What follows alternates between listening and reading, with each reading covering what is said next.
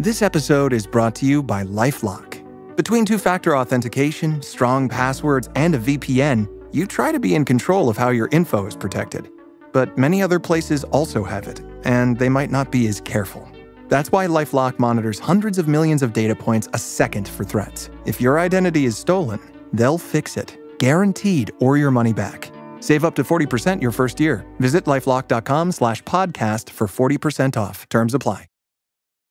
This episode is brought to you by Avid Reader Press. Legendary investor Ray Dalio's new book, How Countries Go Broke: The Big Cycle, explains the mechanics behind big debt crises. Larry Summers says Dalio's brilliant iconoclastic approach is an invaluable resource, and Hank Paulson says it provides a solution to what is the biggest and most certain threat to our prosperity. Read it to understand the greatest economic issue of our time. Available now wherever books are sold.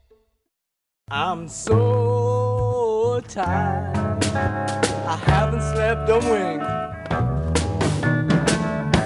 I'm so tired, my mind is on the blink. I wonder, should I call you and get myself a drink? No, no, no, no, lay off the booze, boy, 'cause I'm so tired. I don't know what to do, don't know what to do. I'm so tired, my mind is set on you. I wonder, should I go? But I know what to do. Oh no, no, you say, putting your arm tonight. Let me harm, you know I can't sleep.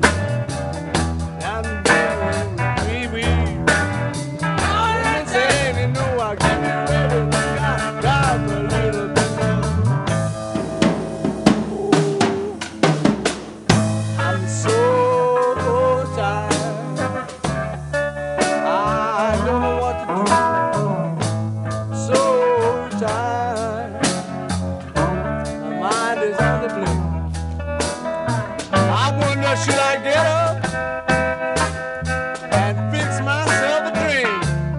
No, no, no, lay off the booze.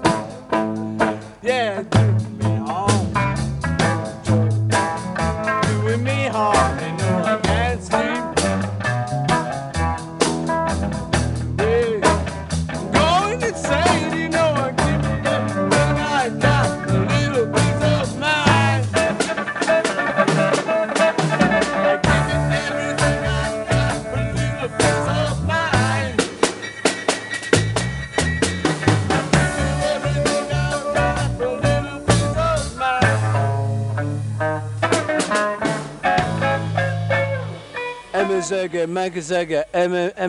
Emma, fellas on the ballrooms.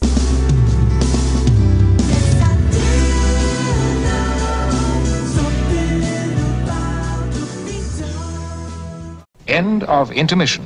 Part 3.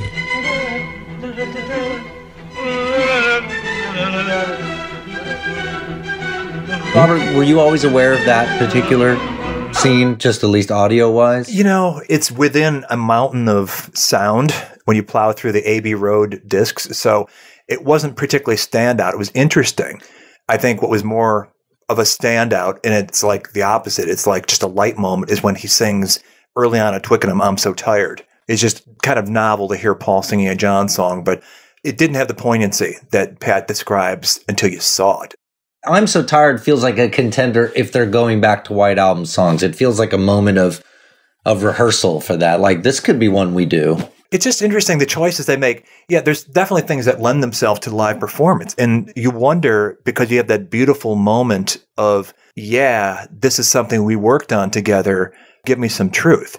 And John praises Paul's coming up with that line about rope. That's a guitar song, which George ended up on, by the way, when you did track it. Why didn't you develop that further? You were so close. Yeah, and did Paul help write Give Me Some Truth? That's new to me. I didn't know. So he just got a couple lyrics. Is that the extent of it? That's the part we know about, but there may have been more. But the funny thing is, and Peter Jackson tells this story, is that Paul had zero recollection of it until Peter Jackson took out his iPad and showed him the footage. He goes, oh, well, that's a good song. I'll take credit for that. Talking of why didn't they work these songs out, I was watching them just kind of bouncing around with all this material. And you know how it is in a band. You work on a song and you kind of chew on it and you work on it until you get somewhere with it. They just seem to be bouncing back and forth for, at least in Twickenham. And even at Apple for a while, they were not bearing down on one song at a time, it seemed. Do you guys agree with that? Oh, yeah. It wasn't the way bands usually work on material, and they had such a short amount of time to get this in the sack. Yeah. It seems like the handful that they ended up doing on the roof were the ones they bore down on, and then For You Blue, they seemed to enjoy. But as late as, like, I think the day before the rooftop, George again brings in All Things Must Pass. Yeah. And it's just, by this time, they're so past it. But what I thought was interesting was when, with George Martin sitting there, they're running down the list like they seemingly haven't wrapped their head around the idea. They still think they didn't have enough songs to make an album. And then when they count them all up and see what they are, it's like, oh, we do have the 11 or 14 songs. But most of those, they'd run through enough to maybe get familiar with the chord changes, like She Came In Through the Bathroom Window or Maxwell. I wouldn't, in my head, think they're anywhere near public performance level ready at that point. But they seem relieved to think, oh, we've got the material. We're nearly there. They've got the Maxwell down. Like, I think they're doing a jokey version of it. Paul isn't even there. And John's singing it. And they kind of have it down. It's crazy, right? Like, that's I would consider that and not the form, because they have that whistling interlude and the arrangement's different than it ended up for sure. Maybe inherently they sort of felt that this one maybe isn't rocking enough, maybe doesn't fit in the context of how these songs sound, the ones that they have down. Yeah. But at that point, maybe at Twickenham, was George Martin there? I don't remember. He pops in at Twickenham, yeah. You'd see more of him at Apple, though. Was anybody, quote unquote, producing at Twickenham? I mean, that maybe it was the lack of a... Well, they're not. They're rehearsing. That's the other... Yeah, they're rehearsing for a live show, not making an album yet. Right. So Glenn Johns is supervising the sound, and they bring in George's gear because they've got nothing else. But yeah. Robert, don't you think it's easier to take Twickenham in this context? Because when you only have the audios, you're like, they just sound like shit. You don't know. You don't have the context that they're just like basically rehearsing at Twickenham and just running through shit and seeing what they know. And it's so much easier to take when you see it on film. You're like, oh, okay. You know, you just see their expressions. You see that it's not like when they're at Apple and they got a recording rig. And it's kind of just easier to handle what they're doing. Just definitely. That's why it's always been so confusing. You know, you hear those outtakes and stuff and you go, how did this band make Sgt. Pepper? It doesn't make sense. Well, again, having George Martin. Exactly. And the answer is George Martin. Right. Yeah. Yeah, and the answer just is having a focus. It's so funny to watch them wait for... There's all these moments throughout it you can recognize through experiences you've had as a musician, like watching them just wait for Glenn to set up and be ready. Yeah. All right, you ready yet? You ready yet? We're hot. We're ready. It's like he's not finally has to come out and go, just go to lunch and we'll have it done by the time. You're just like, this is the Beatles. They're like, are you ready yet? We're about to lay some shit down. And he's got to come out there with, you know, like, unfortunately, no, we're not ready. Well, I think that's the incredible thing, really, for anyone to witness, but maybe especially for those of us that do what we do, and we see them in process, and you just go, oh, yeah, they didn't always know what they were doing. They didn't always hit the high notes. They didn't always groove. It's like we just, as Beatle lovers, we love the magic and the myth and the greatness of it, but Beatles struggle too. And Beatles have to write stuff down to remember, and Beatles have to deal with feedback, and Beatles have to like deal with the fact that somebody's late, and just all those little slice of life things of being in that situation that we've all been in so many times.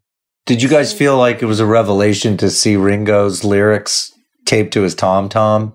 Yeah, that was cool. I mean, I know you've seen pictures like you were mentioning earlier, Robert, but just to see like, I mean, I've always had this instinct that he played to the words and played to the song. We all know he's a song drummer, but then just to see the lyrics taped to his tom-tom is such a, like you're talking about, those are the slices that you just get to see, okay, they're confirmations that, could it be they just actually did their job and were the Beatles and didn't take any shortcuts, you know? And it's amazing. What was amazing to me, especially seen through modern eyes, is that they're the biggest group in the world and how unbelievably disorganized they seem.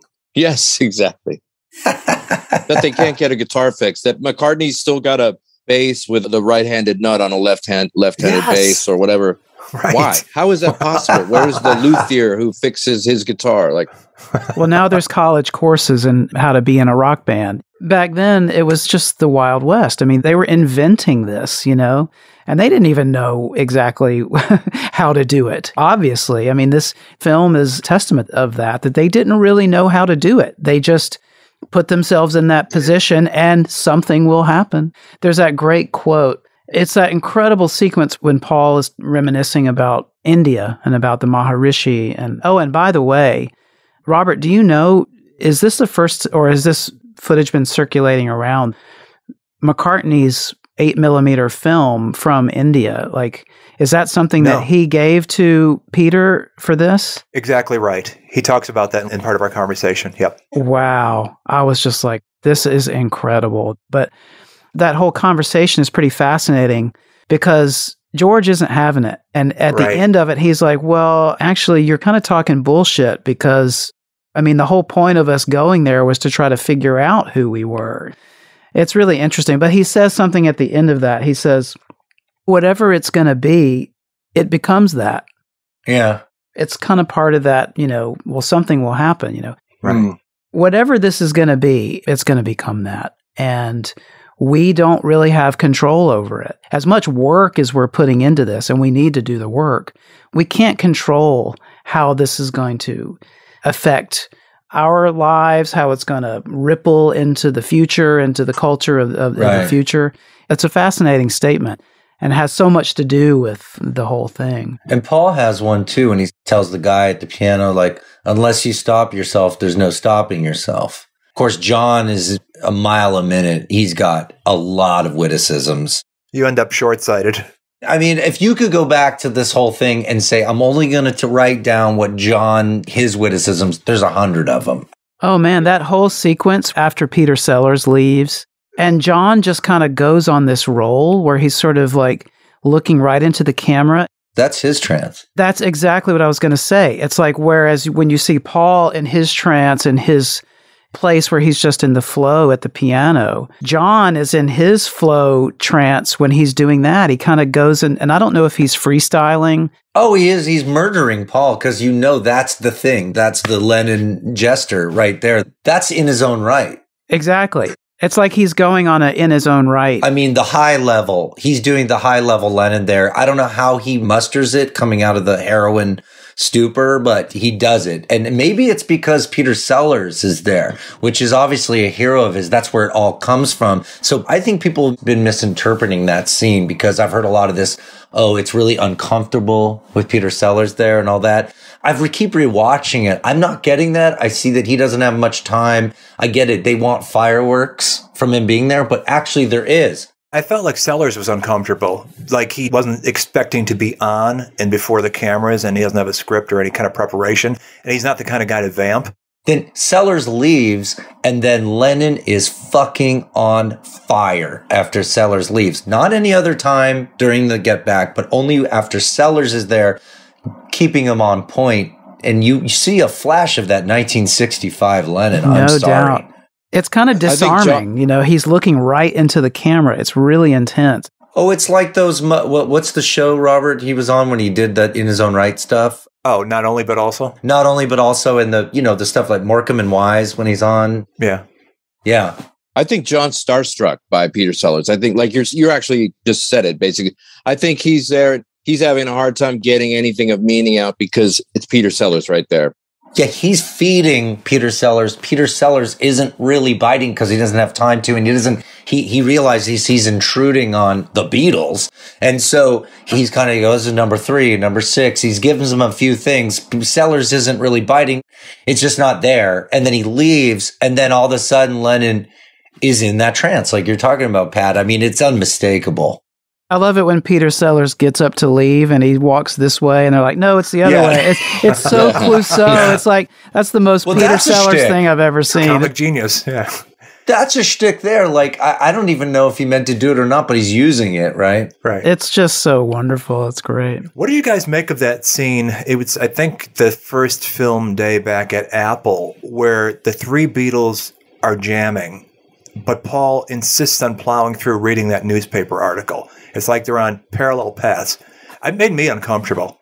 I love it, actually. I think that it's indicative. I know, I can understand how one would read it as rough, but I find what he's doing hilarious. I also find it evidence of how when they're in a flow, they just let each other be who they are and they find a way to make it work. So Lennon said, fuck it, I'll start jamming. I mean, he can handle Yoko screaming for hours on end. Paul's kind of taking the piss out of this guy with his disgusting, uppity, toffee, whatever accent. And I think they're just kind of in the process of, it's like a game of chicken, basically, is what I'm saying. Plus, it's early in the day, and they're still kind of getting levels and stuff, right? They're getting levels. They may not be hearing it the way we're hearing it, which is the other revelation. Guys, as musicians, no headphones. Who knew they did all of Let It Be with no headphones, including the roof? What the fuck?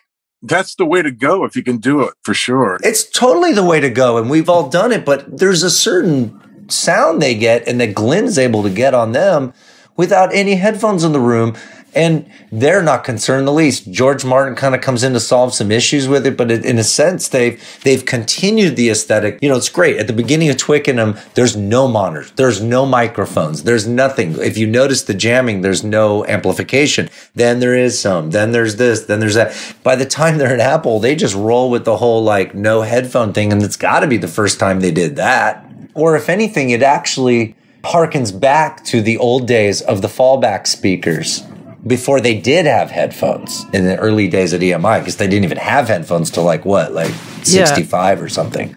And like what you were saying earlier, Dennis, about all the self-referencing, which was just amazing. It's just amazing to hear them drop like, oh yeah, like we did at the Star Club, or to hear Paul goes, yeah, kind of like we did in I'll Follow the Sun, when we didn't have any bass. Or John saying, oh, you got your India clothes on. Yeah, I saw mine last night hanging up next to my pepper suit. It's like these, oh, shit. You know what I mean? These little Beatles talking about Beatles, like Beatles bringing up these little meta, details of their own career. It's like, oh yeah, that's because they did those things. Right. It's just like if we were talking amongst our bandmates, it's the same thing, but you just don't think of the Beatles in that way, but they do it. I love how Paul seems obsessed with Jimmy Nicol. He brings him up a couple of times. He keeps talking about Jimmy Nicol, which is funny. Yeah, it was, yeah. Got one with Jimmy Nicol. A 1, 2. A 1, 2. But she loves you in Sweden. In Sweden, yeah. The first time we'd ever had this new drummer, because Ringo was sick, and he was sitting up on this roster, but he was just eyeing up all the women.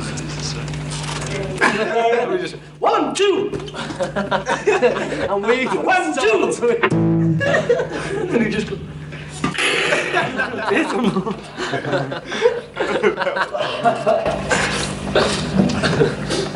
What song do you think Paul was talking about? It was the Drainies conversation, the get back, the chord, the chord that's passe. I think my first guess was, because doesn't George hit like some crazy high note?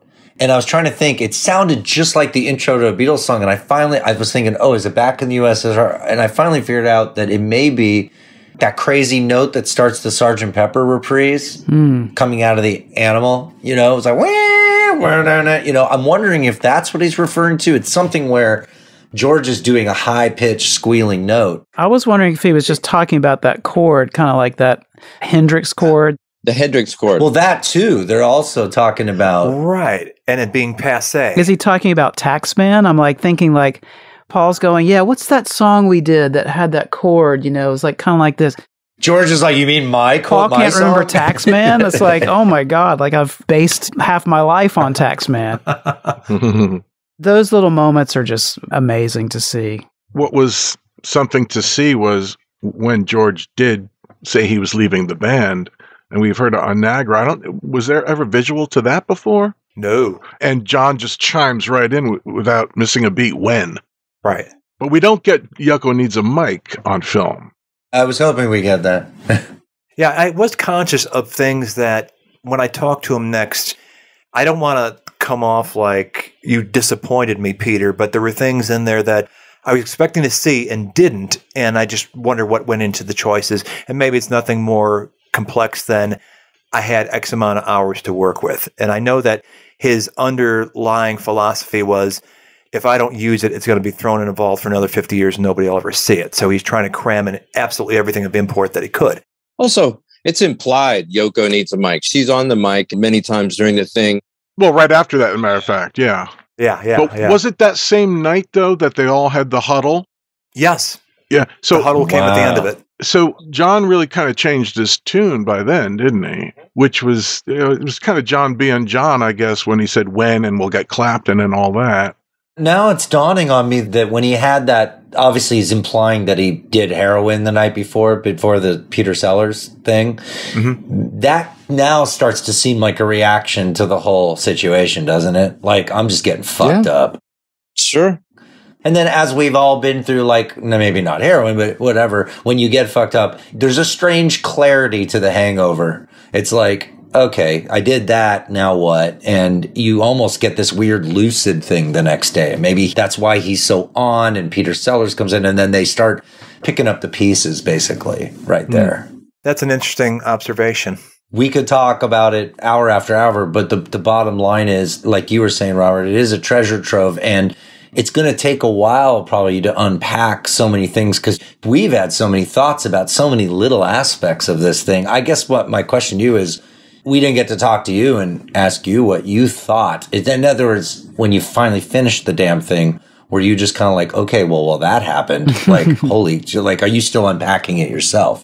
Oh, totally. Do you feel like in sort of like the Beatle fandom and the Beatle scholarship that there was kind of before this and after this? Like it's a turning point, like a game changer? Yeah. I do. Absolutely. Yeah. There's things that come along the way. When the Niagaras were first made available, to the extent that that's comprehensive and as much of it as you can get, because you're still missing pieces, that was huge because it immediately gave us a window into what really went on as distinct from what they were telling us went on. I can remember even as a kid, when I was a young teenager and I got Sweet Apple tracks, being told how miserable Let It Be was in all the Beatle books and Leonard Remembers and all that, and hearing like over 2 discs them clowning around and having a gay old time and just being funny nonstop, laughing out loud, and being sort of struck by the schizoid. Well, wait a minute. I thought this was supposed to be miserable. If this is you guys being miserable, I wish my band was this funny when we're upset, you know? And it was very confusing. So then Doug Sulpy's book comes out, gives you a huge overview of what the whole thing was like, and then steering away the perception that George walked out because of the magnified little vignette in Let It Be, I'll play what you want me to play. Because that's when the Beatles went to court. They sort of intimated that was why George left, was because he got in an argument with Paul over playing his guitar. And no, it wasn't quite that. It's not that black and white, that simple.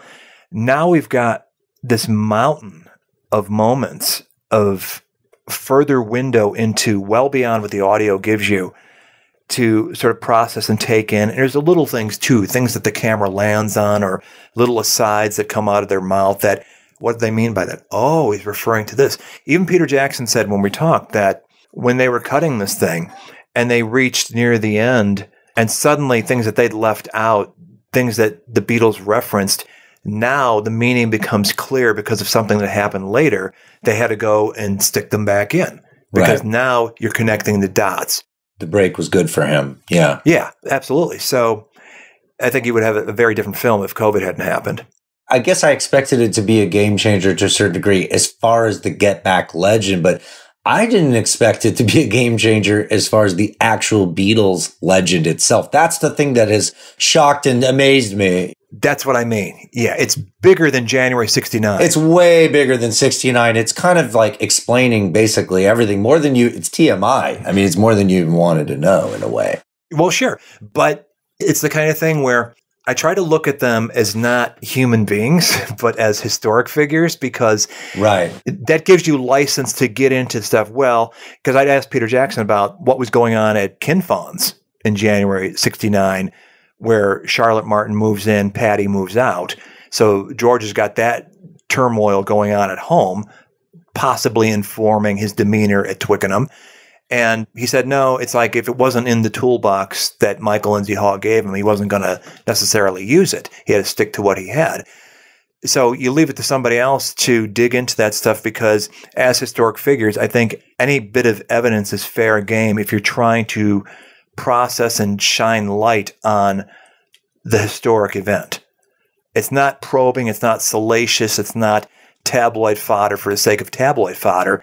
It's John's heroin use absolutely had to have informed what came out of his mouth in interviews, his decision to go with Klein because of the paranoia and insecurity he was feeling at that time.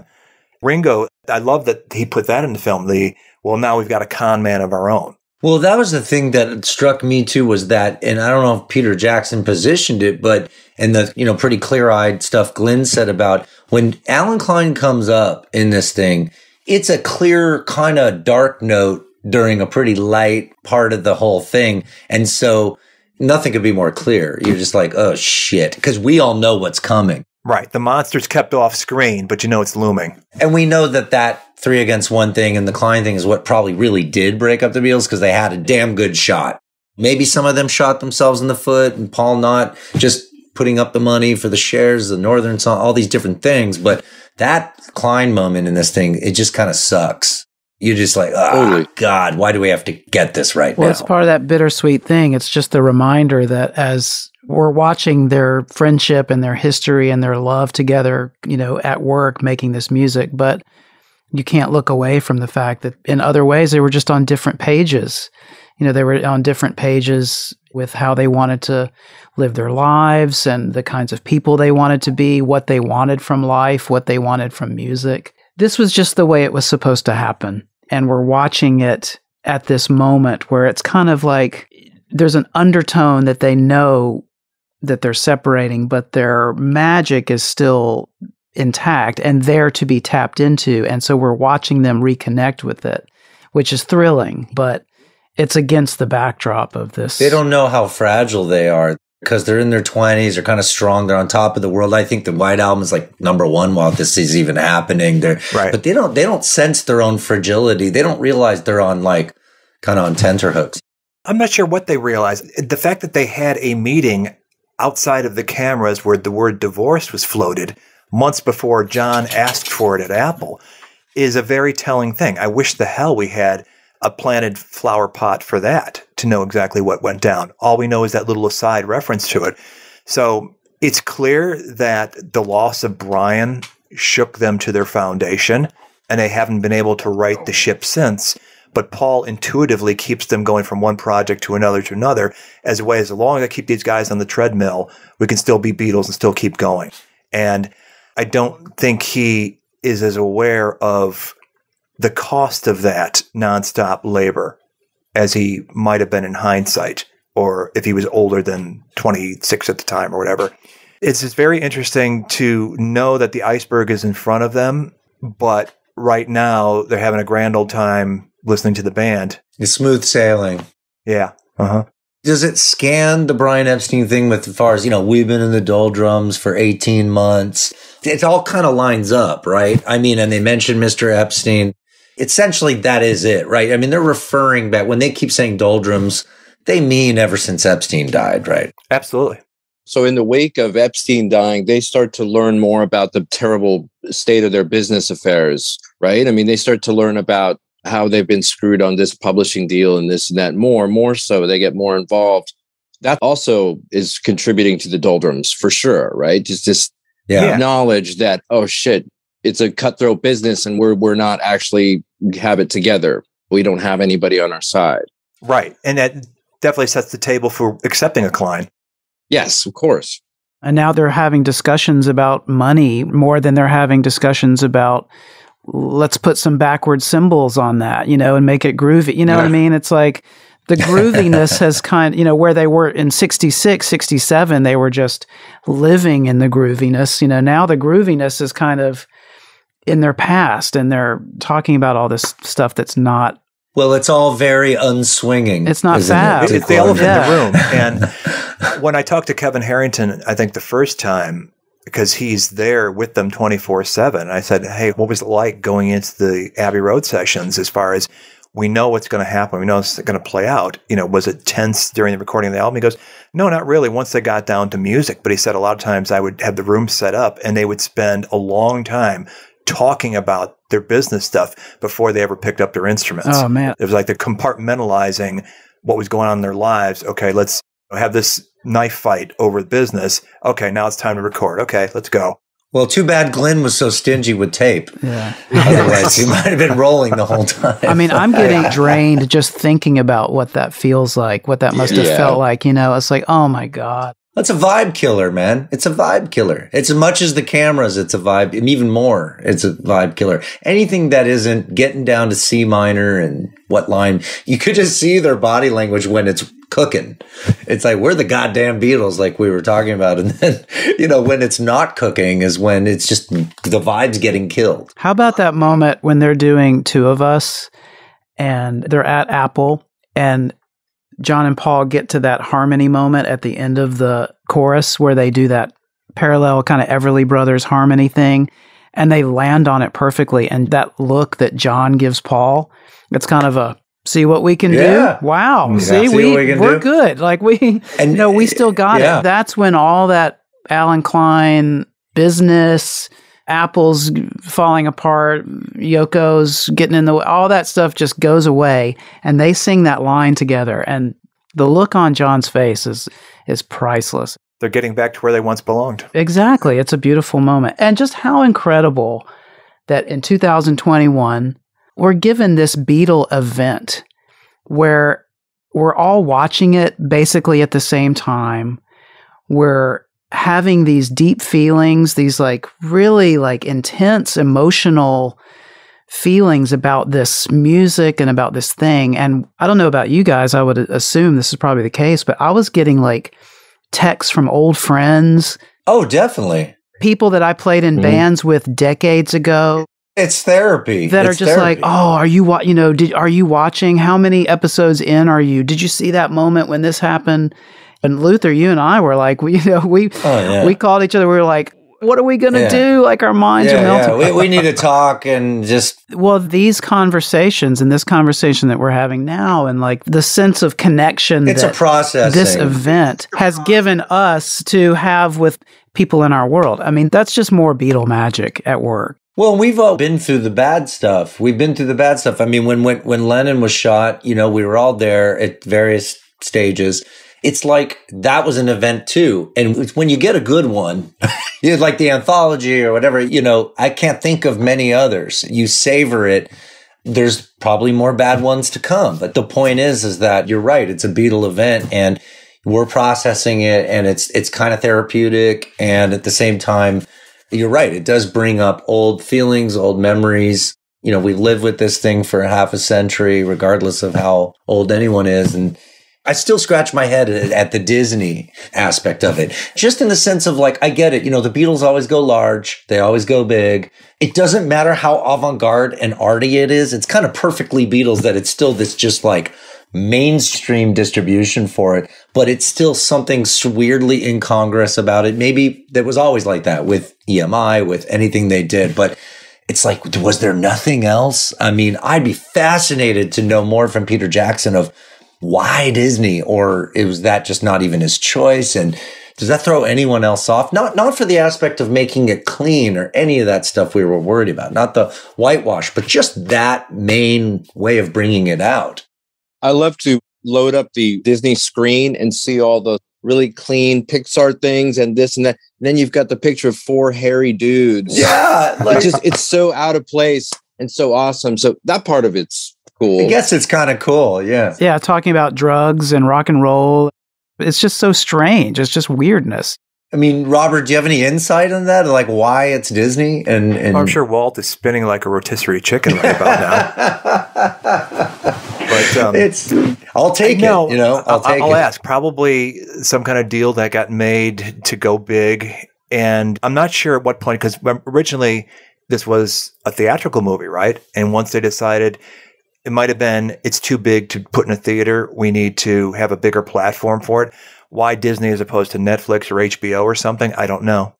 Well, Peter Jackson did say that Disney Plus wasn't even a thing when they first got this project going. It's like COVID isn't the only sort of odd thing that changed the direction of this thing. This mutated also. Well, streaming in general, like what came out of COVID, I guess things worked out for the best, but yeah. I have no complaints in terms of censorship, really.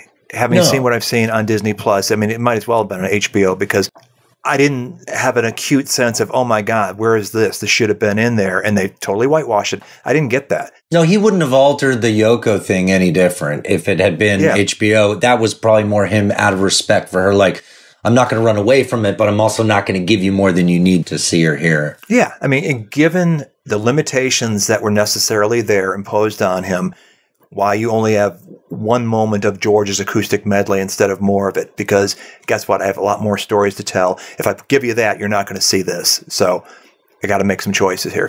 And I didn't think like, that's a conspicuous omission. Wow. I can't believe he glossed over that. I never got that. So I'm incredibly happy about that. That's great. That's great. I'm happy too. And they left in the fuckface. Yes. They left in a lot of shit. I think we were all waiting for that. Once we heard that, we were like, okay, we're sigh of relief. Yeah. We're going to be good. Well, how about Ringo going up to Mal asking him for if he's got any uppers? That's right. And, he does it in that way. We all know that little hug that, come on, you're my buddy. Come on, that little, we've got this thing together. Like, it's just so real. And Ringo farting and announcing it. Announcing it. And George Martin thanking him. What about when John dips into his pocket and pulls out something that apparently he didn't want seen and immediately sticks it back in there? Yeah, he gets caught. He kind of goes, "Oop!" Yeah. I didn't catch that. When was that? He's talking and he reaches in and he pulls something out and then he goes, "Oh, whoops!" Yeah, Spanish Tony. Right. When was that? Was that in Twickenham? No, Apple. And that's the other thing is like, where's all the weed? I guess it's just not there, or they're just doing it off camera. I guess. I don't think they did it on the studio floor. They're not going to do it on the studio floor or in front of the cameras at Twickenham, I guess, but they got to be. I mean, come on, man. And there wasn't that much swearing, really. Not excessively. Not like he's talking to Jan Wenner. Right. Nothing like that at all. No. Maybe that was for the camera, too. It's new phase Disney. Maybe they actually didn't really swear that much. I don't know. I know a lot of bands that do. Sure. Yeah, I don't know if we're going around grading this thing or whatever. It seems like everyone's pretty unanimous about it, but I think the thing is just masterful, and I couldn't be happier personally. The fact we can talk this long about it and not even scratch the surface just should tell you something. Yeah, we've been talking for 3 hours, and I'm sure we could keep going. And like drinking water, yeah. I didn't expect to be as moved as I was, like tears. Yeah. Yep, same here. Beautiful. But then again, the sneak peek made me feel that too. That, wow, this is beautiful and moving and amazing.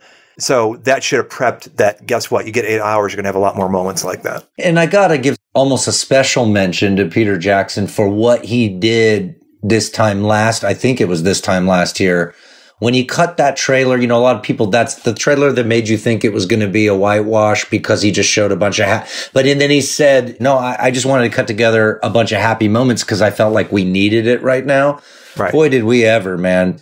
I think a lot of people got a lot of positivity out of it. That could have shifted the energy at the time of the world because that was an incredible thing to see. I mean, how badly did we all need that? Was like being in a desert and there being an oasis. Yeah, exactly. I think that there's, whether it was conscious or not, the fact that he did lean so heavily on the smiles and the happiness and the joy was exactly what needed to happen at that moment. But what we've gotten with this, with such a deep dive that has the frustration and the joy and the pain and the triumph, all that stuff, it's like kind of coming at this moment, like after the 1.5 years that we've been through, where we've been through the ringer, we've been, we've all had these like intense ups and downs, and we're kind of watching the doldrums, and we're watching that play out in this film. We've had 18 months of doldrums. Yeah, we're watching them. We're watching them go through what is probably the most intense period of their lives up to that point, and watching them come out on the other end with this triumph. That's also exactly kind of what we need right now, and it's the timing is magical as well. And there's kind of like the fear of it being the devil's bargain, of like, well, we're going to get to be intimate with them. We're going to be able to be in the room and see the mechanics of all this be careful working. what you wish for. Yeah, that it's going to somehow strip away the myth or dispel the myth, in a way. But actually, it's kind of deepened it. And with all the things that have been answered, with all the questions that have been answered, it's just opened up even more questions. More questions. But deeper questions about relationships and about collaboration and about aging and about time and about changing, personal transformation. All these things are being handed to us inside the package of all this beautiful music that we know and love so well. That's very powerful. That's a very powerful thing to be presented with. Agree. How about how Billy Preston flies in? I mean, we didn't really talk about it, but flies in like a superhero. Like an Saves angel. the day, obviously, like an angel, bringing joy and bringing them all together. And that is important too. The fact that Billy is black and comes into this room with a bunch of white dudes. And that's a nice thing to see now as well. Yeah. An American, a foreigner. And something that I've seen people complaining that they didn't think that George got enough credit for that. Well, I think John invited him, but I think Harrison, that's a strange point or a sticky point, but the fact remains that Billy could have walked in, they could have invited him, sat down, and it could have taken another day to get acclimated, but instead he already had the part to get back. Like we all know as musicians, like the dude's just perfect, basically. He was just 1,000% perfect, black or white, red or purple. It's the perfect situation because it's almost like in sports, like just when the team was kind of cooking, then you bring in a utility player that just adds, doesn't take away, and you could actually go all the way. You could go all the way at that point. And it must have been such a gift for Peter as a filmmaker to have such foreshadowing. Like, what is the second day? They reference Billy Preston, and then throughout there's these little early clues to the new direction. If only we had a fifth member to play keyboards, how great that would be. That was a gift for him, right? Didn't he say that was the product of going back? Yeah. All these conversations were caught. Yeah. Yeah, exactly.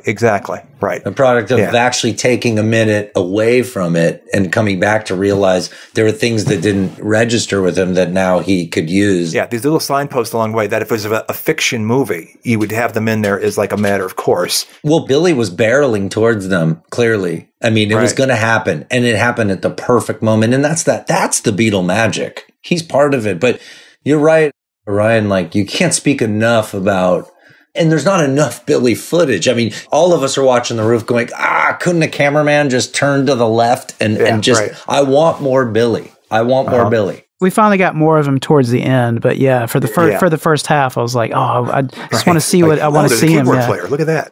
He is there on the playback after The Roof, right? We just don't see much of him. Isn't he down in the room? I think so. I can't remember that specifically, but that's what I mean. It's like he's part of that energy. He made it happen. I mean, at that point, had they gone forward, I think he definitely would have been in the band or help it because they could not see themselves performing live again without him.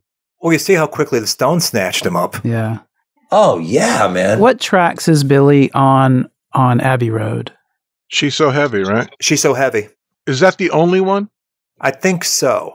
I'm not sure if he's on something. Something. Yeah, he's on something. Yeah, I think those are the only two because there's organ on that. He's playing organ, yeah. Yeah, Lennon's playing piano on that. Well, I'm so glad that we got some great footage at Apple, some close-ups of Billy's hands on the Fender Rhodes, playing those magical licks. It's like, that's historic. That's like, for musicians, keyboard players that have listened to him and admired him all these years. Well, the whole thing is historic for just watching these guys' hands. I mean, there's a lot of Paul bass stuff. I mean, there's some shit in this thing where you're just like, oh shit, that your head starts turning sideways. Like there's a lot of, and especially with Ringo for me. I mean, I was a drummer first. I mean, I'm catching a million things. Or, going back to She Came In Through the Bathroom Window, that Philly does in that with starting leading on the cymbal. Just, there's so much drum stuff. Like you could almost have an entire other episode just about their playing. You just reminded me of something that was the first time I ever saw him. Yes, we know he's left-handed, and yes, we know he plays on a right-handed setup. But this was the first time I saw him doing a left-handed drummer thing. on a Beatles song, on that right-handed kit. In Don't Let Me Down, you know what he does on the ride during the verses? Oh, absolutely. Yeah. You see him doing it with his left hand. Ambidextrous. Well, we are. But normally left hand would be the snare, even on that setup. We'll get back to. Which part? Well, the beat itself, if you're right-handed, you would normally be hitting the hits would be with your right, but he's doing it with his left. I'll get back. So that's a very difficult beat for someone who's right-handed to duplicate, actually. He's doing the dot. It's a revelation times 10 for all that kind of stuff. The George stuff. If we're just getting into just actual musical playing geekdom, that's a whole other, you have to almost suppress it. Right. Dennis, did you pick up any Ringo stuff in particular that blew your mind? There was a few moments that were just kind of incidental, peripheral things where I don't even think it was during a song where he did some fills or some flourishes that were really very un-Ringo-like, but kind of sophisticated. Not that I wouldn't think that he couldn't do it, but I never saw. I can't. One was at Apple, where he did something that it was just an aside, and it really made my head spin. Did anybody catch that? I think I know what you're talking about, but I can't remember what song it was. I don't know what the context was. Yeah, but that was one. Now I'm trying to think if there's anything specific. It was just nice to rewatch a lot of his performances, just to see that much Ringo, right? Yeah, just to see that much. Yeah. Seen more of his stuff on the rooftop, too, like different camera angles we hadn't seen before. Yeah, I think there was some from behind, as a matter of fact, that were very cool. But the thing about Ringo is that, like somebody said before, he was like a Buddha. He was soaking it all in. He was so observant and focused and didn't need to say a lot. He spoke with his playing. But I did wonder if he was always that way in the earlier sessions, too. Was he that reserved? Not as a player, but just as a member. Well, you don't hear him a lot talk, right, Robert? On any chatter you do get from Peter's sessions. On the Nagras, like hardly at all. No, but I mean, over the years, any Windows peeks into their session tapes where everyone's cracking jokes and doing stuff. It's usually John and Paul, a little bit of George. You don't really hear Ringo that much. No, not really. But then, you wonder if he's got a mic in front of his mouth, too. I think it's just a revelation to see that much of him in, quote unquote, the studio and just see him be Ringo. When it comes down to playing, he's just really intense. And he was just imbibing it all. That's his MO, I think. I think he's always thinking about the parts he's going to play. I mean, he's a song player, as we know, and he's just listening to the song and to the vibe, and he's copying it. Yeah, there's a part where he starts to play I Me Mine or starts to play, like, he doesn't need any permission. If they launch into a song, he starts trying to just understand it right away. And then but often he gets cut off. Often they're just like on to something else. Fine. And he just does it again with the next thing. That's the revelation I kind of got from Get Back, is that he's their drum machine. That's part of his job. He's like, okay, I got to do a movie in 2 weeks, but until then, you got me to basically at your command to be this rock of a drummer and not say much except for something really funny or really wise. And I'm just going to do it. And it's like what you always thought he was, and you get to actually see it. He's just so flexible, which you guys have done entire shows about, his flexibility, but this really just shows that he's kind of unshakable. And no matter what flights of fancy they're going to go on, he's just going to be there. And they know that, they're used to that. They know that they've been spoiled by that. They tried taking it for granted once during the White Album. It didn't work out too well for them. Mm-hmm. But go ahead, Dennis. Yeah. I didn't mean to interrupt you. Well, there was one moment, I don't know if any of you guys thought the same way, where I think it was at Apple, and I think Paul was instructing him to do something, and it looked like he might have taken a little offense at it. Did anybody catch a reaction from him one time where he kind of rolled his eyes? Yeah. There was something in his face that registered. It wasn't verbal. It's Don't Let Me Down, and Paul's telling him, just do this thing here where, light on the cymbals and then pow and then do. But Paul's not speaking to him with actual language. He's just kind of doing his Paul thing. Ringo's just like, okay, like, well, the best is when I've got to interpret this Paul speak again. His idea about the whatever, news flash, and then the Beatles break up. Ringo's expression is priceless at that part where he just goes, well, what? Like, you lost me on that one. It's, huh? I mean, he's all tired and hungover, but when Paul says, like, and the big climax to it is, the Beatles break up, he just looks at him like, you're fucking daft. Well, man. exactly. But just the fact that Paul reached into his toolbox and pulled that out, I mean, that speaks a lot, you know? Oh, yeah, no, Hogg was definitely, yeah, tell me more. Any idea would be great. Just help me end this, you know, like. Orion, did you pick up anything particularly mind-blowing about Paul's playing? Besides all of it? Besides all of it, I mean, you guys were saying something similar. I think Luther was saying it. All you guys have been saying it, but watching them play live at that point, and I'm repeating myself now, play on the rooftop, and Paul playing, I think it's John's songs where he gets more of a chance to dig into the bass and some background vocals. He is really, and knowing he's kind of an improviser, player, sometimes within the context of even the earlier Beatles songs, but he is jamming, and it's like, I mean, the facility he has at that point in his life is incredible, and that blew me away. That was a revelation.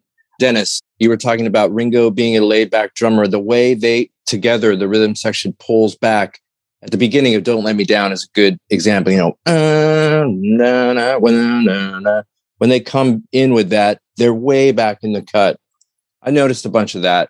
That was nice. What's with George counting off all the songs on the rooftop? I never noticed that before. He's like the guy that counts off every song. I always thought it was Ringo, but you'll notice it's George, which is kind of like, I guess, once Apple happened, George was probably just the guy to do that. And so that brought it to the rooftop. But going back to what you were saying, the Preston McCartney side of the stage is just something to behold.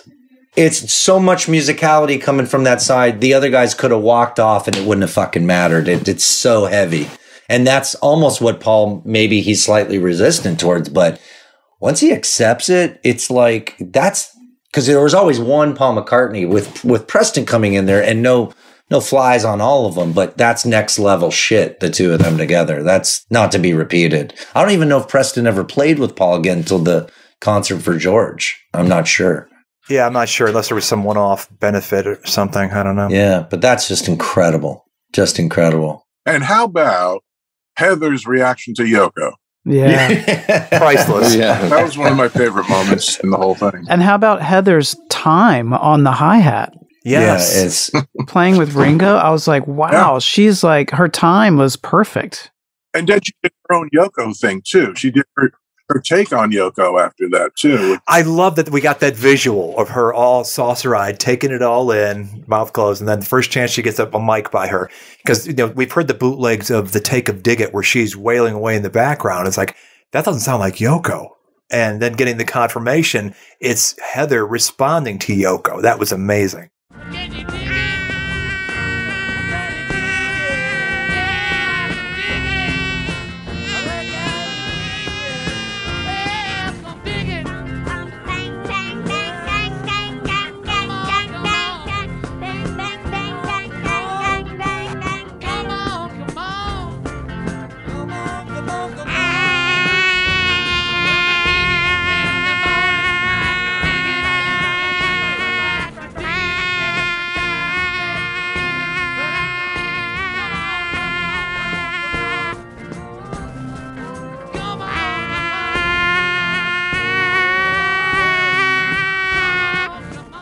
that whole section of the film it's hard not to be bewitched by that whole, just enchanted by that whole part. It's like a child's reaction to being in the room with the Beatles is a whole other, 100 years from now, they're gonna take that apart. The eating cats part with John. Oh, the eating cats. I mean, it's just, everyone's talking about the Heather thing because there must be 1,000 memes, of that thing. But Yeah. It's just phenomenal. And it's really their reaction to her. That's on par with the Billy Preston coming in. It's part of what helped ameliorate the whole thing, I love when Billy Preston figuring out the stylophone. Yeah. Yes. Really concentrating seriously. It's almost like a PBS nature episode. The musician in his natural habitat, he sorts it out how to play it in D. Yeah, he's the first one of them that actually plays something pretty listenable. No one's shredded harder on a stylophone than Billy Preston. It's like, it's not possible. Oh, so many things like the stylophone, and like when they're about to run across the universe and they bring in the little record player so they can listen to the cut of, that's just like, that is incredible. Yeah, that's up there with the Rishikesh thing as far as just hearkening back. And God, because Rishikesh just seems, or Across the Universe in that era seems so light years from where they are. Mm-hmm. For Christ's sake, it's like, how long has it been? A year? Yeah. If not even that. It was interesting once that Hofner pedal steel or the Hawaiian guitar shows up. And like, I don't know what prompted that, but them all taking their turns with it like a new toy. That was pretty cool. Yeah, the lap steel. Yeah. The other thing that Robert and I were talking about this the other day, there's probably a practical reason for it, but why in the heck is Don't Let Me Down not on Let It Be, the album? Yeah, right. Especially because it's so prominent in the film. Maybe because it was a B-side, because it was released as a B-side. The only thing I could think of is that because Klein had to justify his cut of their income, had to do something grand to show that he can make them money without them having to do any work. And so he puts together the Hey Jude album, which has Don't Let Me Down on it. That comes out in February. Are you going to follow it 3 months later with another album that has that song on it? It's like, because he took it off the table for Hey Jude, they couldn't use it. That's my thought, but I don't know that to be true. See, once again, Klein, fucking shit up. It's like, I would have traded that for Maggie May any day. It just seemed it's such a part of the program. It's funny. I still always think that it's on Let It Be. I did for years too. I was talking with a friend of mine. He says, "No, it's not on the album." What? And then, it's on Hey Jude. Oh, geez. Yeah. I guess there can't be a definitive version of Let It Be / Get Back, but, and obviously Naked is in it, but at some point, and maybe it's a soundtrack to this, but those basic canonical tunes, there's got to be an ideal version. We know that a lot of them did happen on the roof. There's a version of that album to be had, which isn't futzed with by Spector. It isn't futzed with by McCartney. It's really the best that it could be. It includes Don't Let Me Down. There's something there. It can happen. Robert, do you know if there's a complete version of All Things Must Pass? By the Beatles? Yeah. I've never heard a complete version of that. Oh, there's complete Beatle performances of it, but whether you consider them releasable or not is something else. But not at Apple, right? They didn't try it at Apple. I know they performed it a few times at Apple. Like I said, as late as I think the 28th or 29th, but maybe once or twice. As far as a complete version goes, I'm not sure. You're talking about like on an 8-track with Glyn Johns? Yeah, I've never heard a version of it at Apple.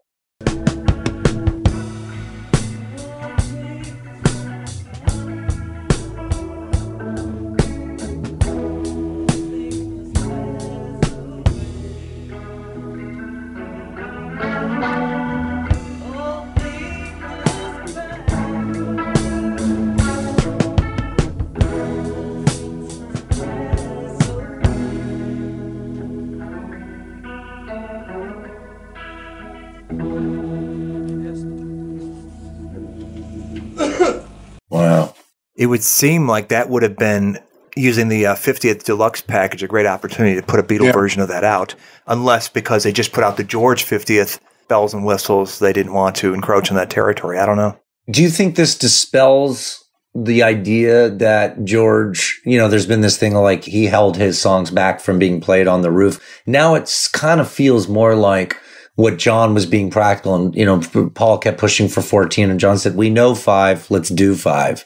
Do you think it's more that thing now than George, I'm only coming back in if we don't play my songs? That doesn't seem to ring as true now to me. There's been chatter, because there always is, that, they were definitely planning on doing For You Blue, because look at this aerial picture. There's the Hawaiian guitar there.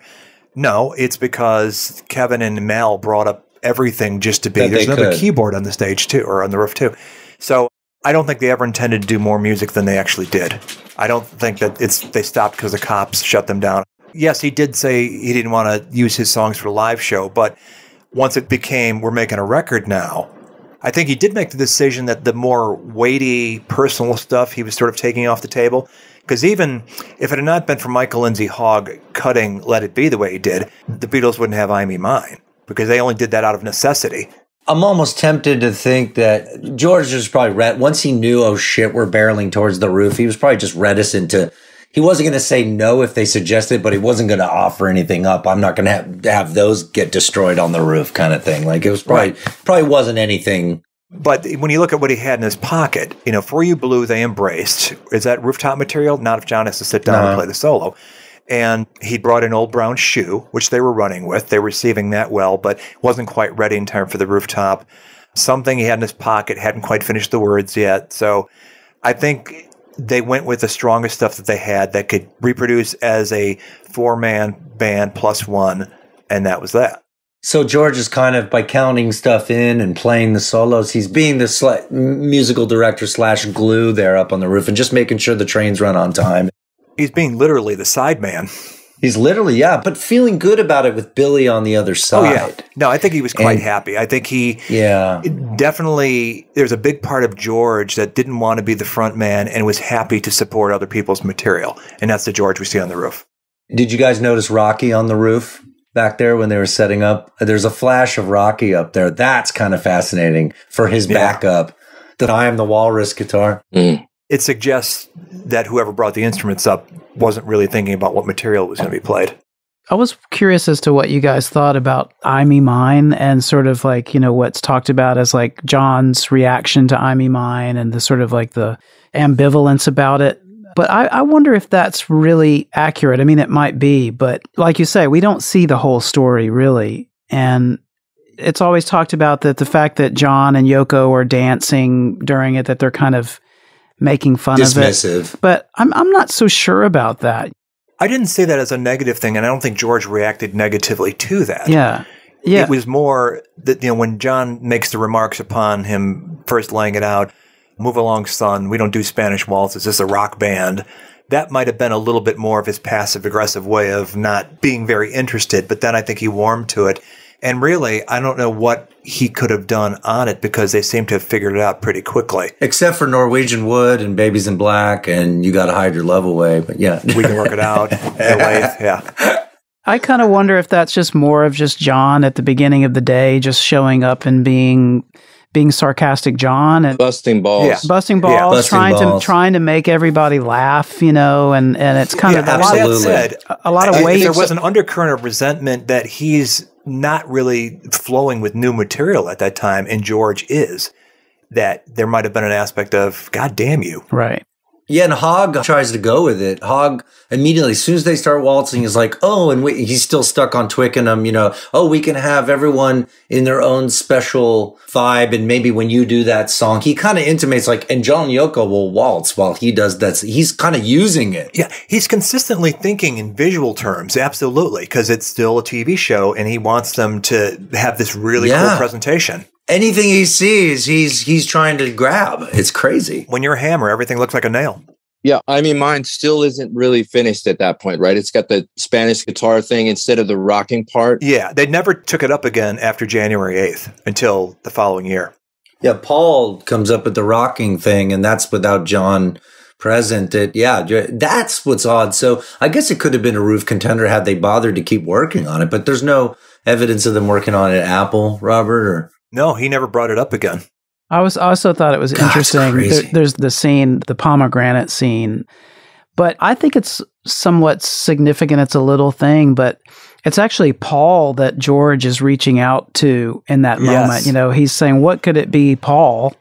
He's going to Paul for advice, but it's John that chimes in pretty quickly. Yeah. But I don't know. I just... In those situations, as we know, ideas are flying around. These things are happening in such a fast stream of activity. But if you want to really look at it, I think there's something significant about that he's reaching out to Paul in that moment. It's funny how we seize on these things. It's like every one of us, we pick up on these things like, what was meant by that? I know that's something. I mean, we could just go, like we were saying earlier, it's like you could take a 15-minute block out of the 8 hours and we could just go and go. Yep. Too much, baby. Too much. That's the catchphrase from this movie. George's catchphrase. It's all too much. Something About the Beatles. Created and hosted by Robert Rodriguez. executive producer Rick Way, title song by the Corgis.